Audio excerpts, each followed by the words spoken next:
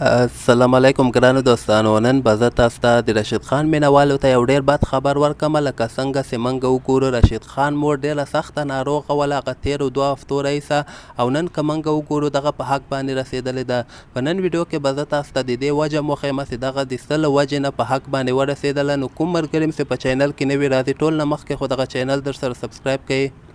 نو دوستانو لکه څنګه چې موږ وګورو هغه تېره هفته کې رشید خان دغه خبر خپور کړی و چې د ما مور ډېر سخته ناروغه ده، او افغانستان خلکو نه یې ورنه د دعا غوښتنه کړې وله چې د ما مور ته ډېرې زیاتې دعاګانې وکړي چې الله پاک هغې ته شفا ورکړي. خو که موږ وګورو نن د رشید خان مور ډېره سخته مریضه وله دغه تېرو 2 هفتو راهیسه، او نن یې همدغسې په حق باندې ورسېدله. نو الله پاک دې د رشید خان مور وبخي او کورنۍ ته دې الله پاک د زړه صبر ورکړي.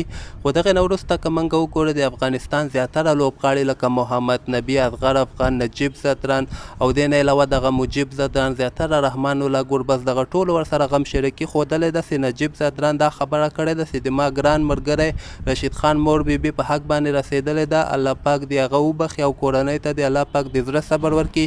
دې نه علاوه فرحان یوسفزی د افغانستان چیرمین هغه هم ورسره غم شریکي ښودلی ده چې د ملي اتر رشید خان مور بیبي په حق باندې رسېدلې ده. افغانستان کرکټ بورډ ادارې په استازیتوب له ملي اتر رشید خان او نوموړي له درنۍ کورنۍ سره همدردي شریکوم او په دغه درانه غم کې ورسره ځان شریک بولم او مور بیبي ته د ماتال رب له درباره فردوس جنت غوښتنه کوم. نو الله پاک دې د رشید خان مور وبخي. او زه به تاسو ته وایم همدغسې محمد نبي مور سره غم شریکي ښودلې ده او اصغر افغان مور سره غم شریکي ښودلې ده. خو دغه وجه یې لکه څنګه چې ما تاسو ته هغه تېرو ویډیو کې مې ویلي، یعنې 80% دغه امکانات لري چې د رشید خان مور د کرونا له وجې نه له بینه تللې ده. ځکه که موږ وګورو د موږ هم ډېر زیات خپلوان همدغه کرونا له وجې نه له بینه لاړل. خو دلته دغسې خلک دي چې دغه مرض خلکو ته نه ښیي، ځکه چې یعنې بیا خلک جنازو کې شریک ونه کړي. خو دا که موږ وګورو ما ته فی الحال معلومات نشته، خو چې څومره مریضان دغسې حالاتو کې یعنې په حق باندې رسېږي هغه د کرونا له وجې نه په حق باندې رسېږي. تاسو د دې په هکله باندې څه نظر لرئ لاندې په کمنټ کې ولیکئ، او نور د خپل ځان ډېر خیال کوئ. الله پامان.